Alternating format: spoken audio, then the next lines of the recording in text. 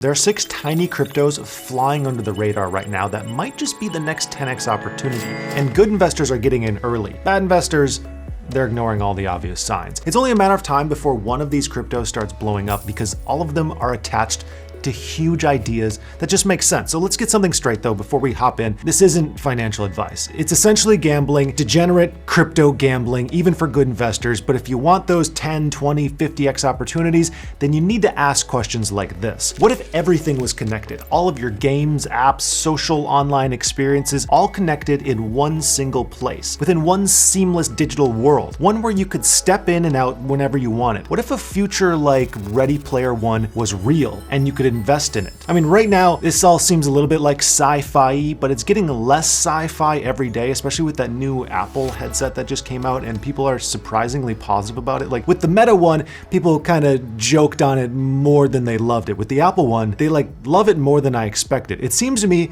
that metaverse experiences are the obvious future of the internet. Like we all just crave more internet for whatever reason. That's gonna be the future. And there's already crypto projects looking to get in on the action. The Root Network. Our first project today is designed to provide a futuristic community-owned metaverse. The idea is to get people all in one place, to bring their creative ideas, to bring their applications, to bring their experiences to Root. This means it evolves organically and is driven by the people who actually use the thing. They're aiming to keep this outside of the control of Facebook and its reptilian overlord. I like this idea, not just from a metaverse standpoint, but from like an ownership standpoint. People like to have their own online hubs, a place where communities can get together and talk about their special interests. That's how sites like Reddit and YouTube started out, with these niche communities. But as cool as that is, there's an idea that's even bigger, and it starts with something that we can all agree on. The internet kinda sucks, like as is. It's dominated by these guys. Not only do they control the content we consume and the devices that we consume it on, but services like Amazon Web Services are critical infrastructure for the internet as a whole. There's a few problems with this. First, the power is in their hands, which means we're forced to pay for products like AWS, which just pumps more money into Jeff Bezos' enormous boat and his girlfriend's even bigger boobs.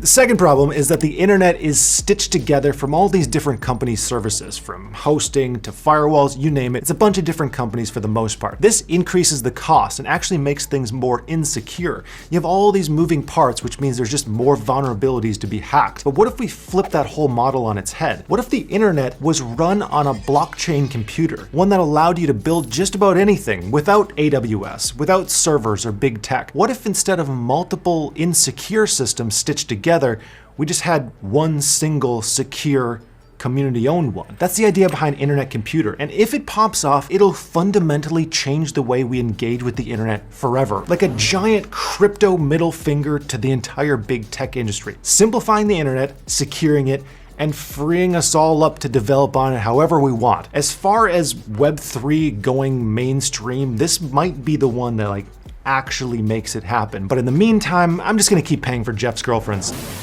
The very best investors care about one thing more than anything else: data. They want to know the financials of a company and its activity, its overheads, and most importantly, its price. When a good investor wants to invest in a stock or a crypto, they need fast, accurate price data. They know that bad investors are late to the game. You can't be late to the game if you want to win. So any tool that could provide on-demand, accurate pricing data from multiple data providers would be extremely useful to any investor on Earth. The more accurate, the more real-time the pricing data, the more money you can make because you have the information first. So there's a problem and there's demand. But what's the solution? By taking an on-chain program on the blockchain and feeding that accurate, aggregate price data, you could deliver reliable pricing information to customers and to programs exactly when they need it. This is what Pith does. Pith is an on-chain, on the blockchain program that takes multiple data providers' information and then produces accurate price feeds. This means price feeds for stocks like Amazon, or for the US dollar, or for Bitcoin, or whatever you want a price feed on. By using multiple data providers, the prices are actually fact-checked for accuracy, just like Biden tweets. Every single person who wants to make money benefits from services like this. The faster and more accurate the prices that Pith provides, the more demand will shoot up, and then the price of the token will shoot up even further. Good investors swear by this kind of data when they're doing moment-by-moment trading. It's what informs every single one of their decisions, so of course they want better data. Just look at some of the successful trades we've made over on the Finova Patreon. A 29% gain on a short position in one day, a little 2% gain on a long position. And sure, sometimes trades fail. Like, that's bound to happen. We lose some money, like this 3% loss on ICP, but we're constantly learning. We're using data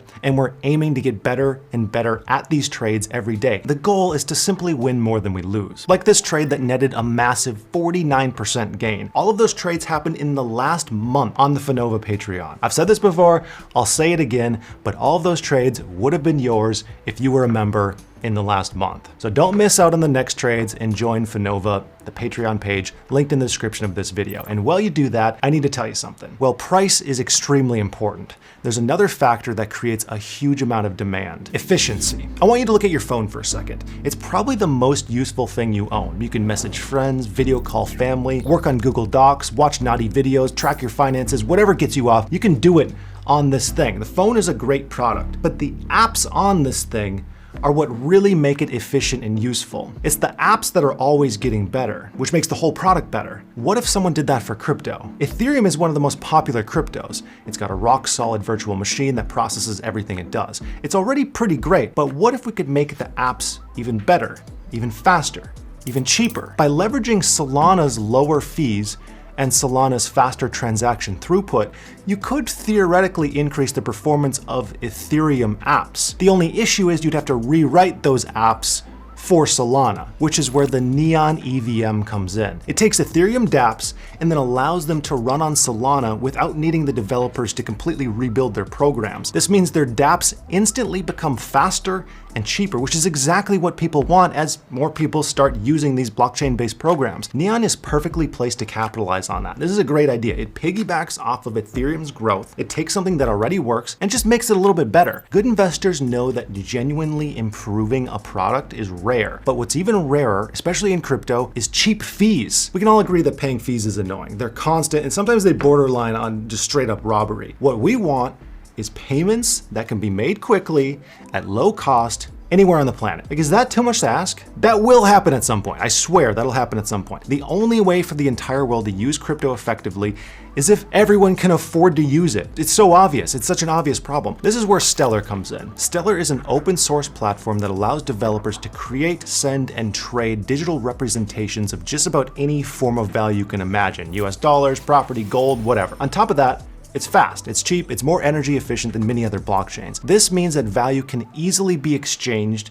and put into the hands of those who need it most. An obvious use case of this kind of technology is for charity. I like this project a lot. The idea is super clear, makes a ton of sense, digitizing value itself, then getting it to people who need it. Like, who can argue with that kind of premise? But while digitizing value is a great idea, I might like this next project even more. It has everything to do with the commodity that changed the business world more than any other: data, digital gold. The world's data is all over the place, especially in crypto. In 2023, there were over 1,000 blockchains, and what's the bet that that number is just gonna go up from here? That means that there's a lot of data out there spread over all of these different chains, and then we can go even crazier and add in all the data from the entire internet, and you realize there's a whole lot of information out there that just needs to be brought together, especially with AI and being able to access that data through these AI systems. It has to be in one easy to understand, efficient place. Someone is going to have to create a one-stop shop for on-chain and off-chain data. It just needs to be usable and accessible for everyone. But to do that, we need a system that can make sense of all of these different blockchains and their data, as well as this off-chain data. There's a lot that needs to be solved. Flare Network is designed to do this. It draws data from blockchains and from the internet and puts it into one pot. Developers can then use this data on the network's apps. The demand for data is not going anywhere. Companies like Google have joined this project as a validator, which will help draw in even more accurate data and some credibility from,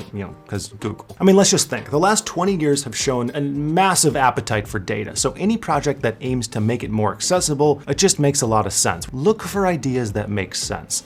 Eventually, people are going to catch on to good ideas and start flooding in. That's why good investors are noticing these projects over others. But that's not the only thing the top 1% investors do right. To learn more about the mentality of the world's best investors, you have to watch this video on screen. Love you, goodbye.